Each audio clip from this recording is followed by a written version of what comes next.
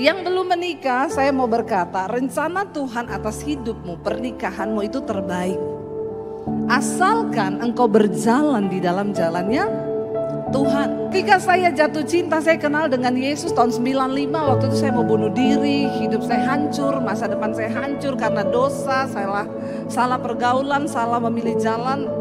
Sampai di satu titik, iblis bilang, bunuh diri aja, hidupmu sudah hancur, masa depanmu hancur. Yang baru mau coba-coba dosa hari ini lebih baik tidak usah. Ini bukan zamannya berdosa lagi. Kemana aja lu? Ini zamannya tobat, katakan. Dosa itu tidak akan membawa kebahagiaan dalam hidupmu, apalagi yang muda-muda. Ketika saya menerima Yesus, saya menemukan arti di hidup saya. Jatuh cinta saya pertama dengan Yesus, saya bilang, Tuhan, saya tidak mau menikah. Saya sama Tuhan sudah cukup. Saya mau melayani Tuhan, saya tidak mau menikah. Tapi satu kali saya doa, saya dengar suara Tuhan berkata, kamu terlalu cantik untuk tidak menikah. Masalah buat lo. Kayaknya keberatan ya. Dan akhirnya saudara, saya berdoa, Tuhan, kalau memang Tuhan mau saya menikah, saya mau ketemu jodoh, bukan ketemu pacar. Pacar boleh banyak, jodoh cuma satu. Saya nggak mau gonta-ganti pacar, karena bagi saya pernikahan itu adalah untuk menggenapi rencana Tuhan atas hidup saya.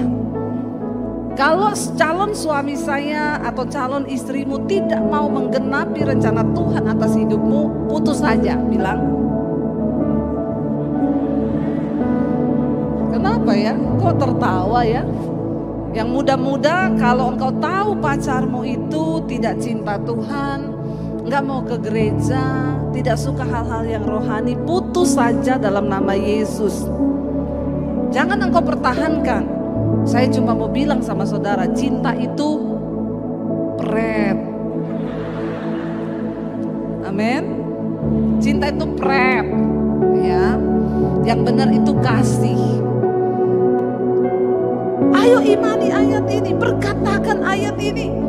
Gak ada satu pun rencana Tuhan yang gagal dalam hidup kita, kecuali engkau yang menggagalkannya.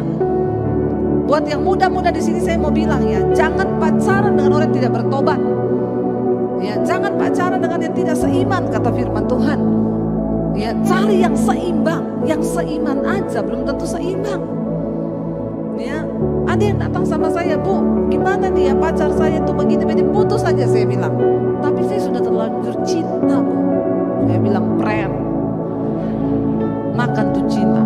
Anak muda, saya mau bilang jangan hancurkan masa depanmu karena engkau salah memilih. Sehingga pernikahanmu jadi nasib. Cari yang takut Tuhan, jangan mau bayar harga terlalu mahal. Ya, tapi Bu, pacar saya tuh merokok. Ya kamu harus siap kehilangan uang belanja setiap bulan. Ayat ini berkata, kunci sukses bagi kita, firman itu nggak jauh, tidak di langit tempatnya, nggak di seberang laut sehingga engkau berkata terlalu tinggi dan terlalu jauh. Sebab firman itu sangat dekat denganmu, yaitu di mana? Di mulutmu dan di dalam hati, untuk bukan cuma untuk dibaca, bukan cuma untuk didengar, bukan cuma untuk dihafal, tapi untuk dilakukan, kata firman Tuhan. Lihatlah, aku memperhadapkan kepadamu pada hari ini apa? Kehidupan dan keberuntungan, kematian dan kecelakaan. Yang pada hari ini kuperintahkan kepadamu untuk mengasihi Yahweh Elohimmu, untuk hidup dalam jalan-jalannya, dan untuk memelihara perintah-perintahnya, ketetapan-ketetapannya, dan peraturan-peraturannya, dan engkau akan hidup dan bertambah banyak, dan Yahweh Elohimmu akan memberkati engkau di negeri yang kau masuki untuk memilikinya. Amin, saudara. Tuhan itu gak minta yang kita gak bisa loh. Mari kita menjadi orang Kristen yang sungguh-sungguh menjadi pelaku-pelaku firman. Jangan cuma orang Kristen yang pulang pergi duduk bikin panas kursi gereja, pulang gak ada perubahan.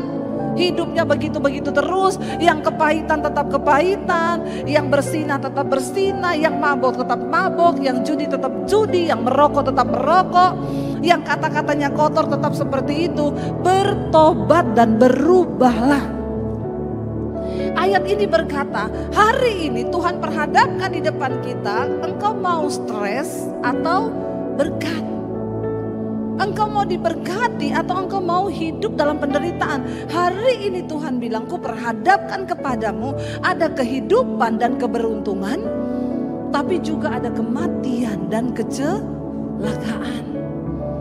Berhentilah hidup di dalam kecelakaan karena salah pilih jalan, salah pilih jodoh, salah pilih pekerjaan, salah terus. Kenapa? Karena engkau tidak pernah belajar untuk hidup mengandalkan Tuhan. Hari ini bilang Tuhan, kami mau menjadi pelaku firman-Mu. Kami mau belajar karena kami tahu Tuhan yang lebih tahu apa yang terbaik bagi kami.